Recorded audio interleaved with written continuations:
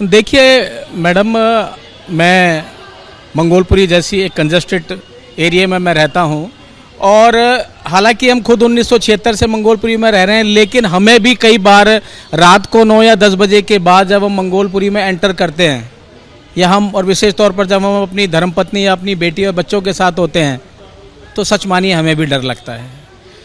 अब हमारी ही गली में या हमारी सड़कों पर हमारा निकलना मुश्किल हो जाता है। कई बार तो शॉर्टकट को छोड़ के लॉन्ग कट लेना पड़ता है ताकि कुत्ता ना काट ले। एक डर लगा रहता है, स्कूली बच्चे हैं, कुत्ता ना काट ले।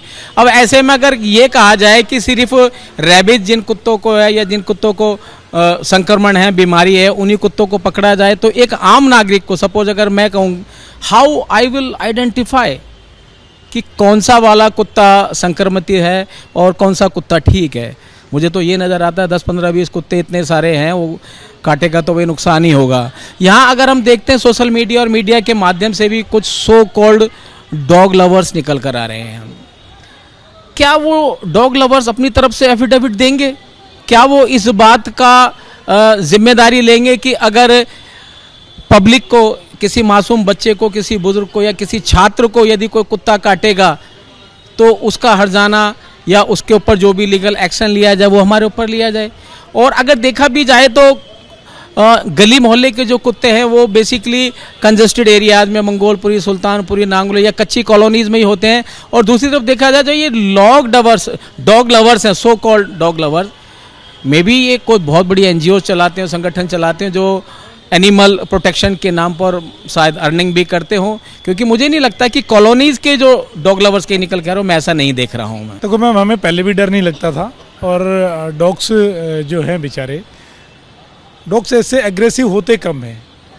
उसके पीछे का रीज़न कभी किसी ने जानने की कोशिश नहीं की, या एक बार में बोल दिया कि हम इन कुत्तों को बाहर कर रहे हैं, इनके लिए शेल्टर होम की कोई व्यवस्था नहीं की, आप पहले ही बाहर कर दोगे। इससे पहले ही बहुत सारे मुद्दे उठते रहे, लगातार उठते रहे।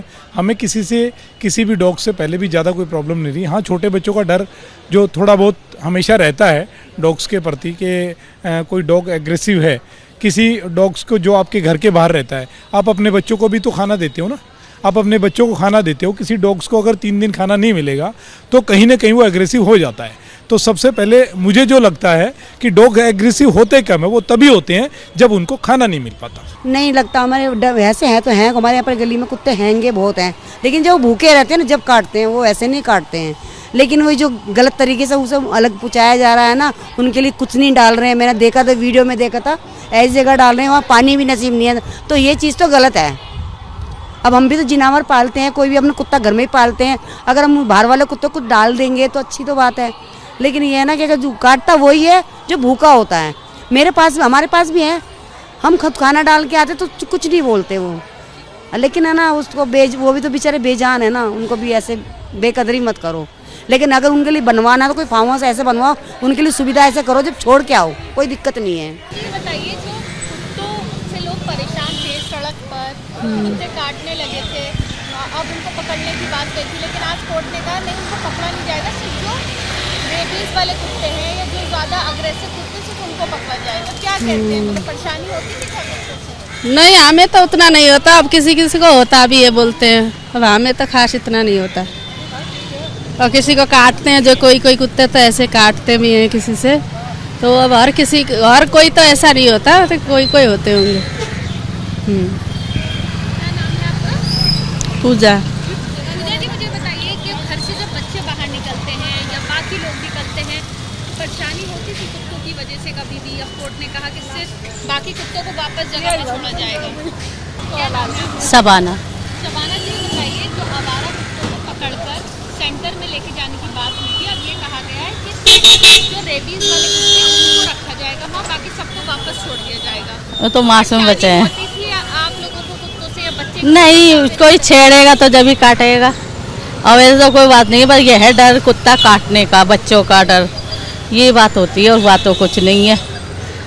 मासूम बच्चे होते हैं। कुत्ता के बारे में चल रहा है भाई? हमारी गली में कुत्ते बहुत हैं, अब उन्हें मारे तो क्या फ़ायदा, और उन्हें क्या पता, खाने को दोगे जब भी तो वो बेचारे मुँह से कोई मांगेंगे, आप डालोगे तो जब भी तो वो खाएंगे। ये है। मेरा नाम कुमारी है। कुमारी जी, ये बताइए, करके सेंटर में डालने की बात कही हाँ थी, जी। लेकिन अब ये कहा गया है कि सिर्फ जो ज्यादा अग्रेसिव कुत्ते हैं, गुस्से वाले हैं या रेबीज वाले, सिर्फ उनको रखा जाएगा, बाकी सबको छोड़ा जाएगा। कुत्तों को वैसे कभी परेशानी होती थी बच्चों को निकलने में दिक्कत, उसके बारे में बताइए। मेरे साथ हुआ था 2 बार, ड्यूटी जा रही थी मैं 2 बार हूँ। 4-5 कुत्ते मेरे पीछे पड़ा था, ऊपर चढ़ रहे थे 4-5 कुत्ते। कितनी परेशानी होती है? होती है बहुत ज़्यादा, बहुत परेशानी होती है। अब कुत्तों को वापस छोड़ा जाएगा स्ट्रीट्स पर, क्या लगता है, डर है मन में? डर है, डर तो है। हाँ जी। गीता जी, मुझे ये बताइए, जो कुत्तों को पकड़कर सेंटर्स में डालने का आदेश आया था, आज ये आदेश आया है कि सिर्फ जो रेबीज वाले कुत्ते होंगे या जो बहुत गुस्से वाले कुत्ते होंगे, इन्फेक्टेड कुत्ते होंगे, उनको डाला जाएगा, बाकी सबको वापस छोड़ा जाएगा। तो क्या पहले भी आप लोग निकलते थे घर से तो डर लगता था, सड़क पे बच्चों को देखते हुए लगता था, अब वापस सब आ जाएंगे कुत्ते?